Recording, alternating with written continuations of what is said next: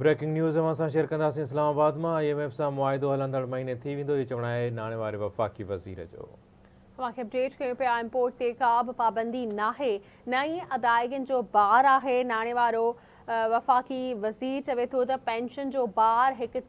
Trillion ताईं वधी वियो आहे कंट्रोल करणो पवंदो पंहिंजे वफ़ाक़ी वज़ारतुनि खे ख़तमु करण जो फ़ैसिलो 30 जुलाई ताईं थी वेंदो रुपए जे मुल्ह जो मुस्तहकिम रहंदो नाणे वारो वफ़ाक़ी वज़ीर मोहम्मद औरंगज़ेब जो वधीक चवणु आहे त डॉलर जे मसनूई क़ीमत खे कंट्रोल करे वरितो आहे तव्हांखे अपडेट कयूं पिया ब्रेकिंग न्यूज़ आहे इस्लामाबाद मां IMF सां मुआहिदो हलंदड़ महीने थी वेंदो इम्पोर्ट ते का बि पाबंदी नाहे नई अदायगियुनि जो बार आहे नाणे वारे वफ़ाक़ी वज़ीर मोहम्मद औरंगज़ेब जो इहो चवणु आहे।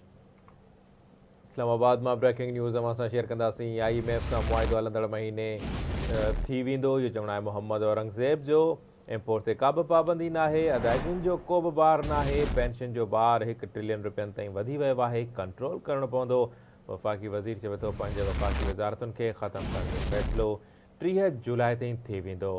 हुन जो चवणु आहे त रुपए जो मुल्ह मुस्तहकम रहंदो नाणे वारो वफ़ाक़ी वज़ीर चवे थो डॉलर जी मसनूई क़ीमत खे कंट्रोल करे वरितो आहे अव्हांखे आगाह कंदासीं ब्रेकिंग न्यूज़ आहे ख़ज़ाने वारे वज़ीर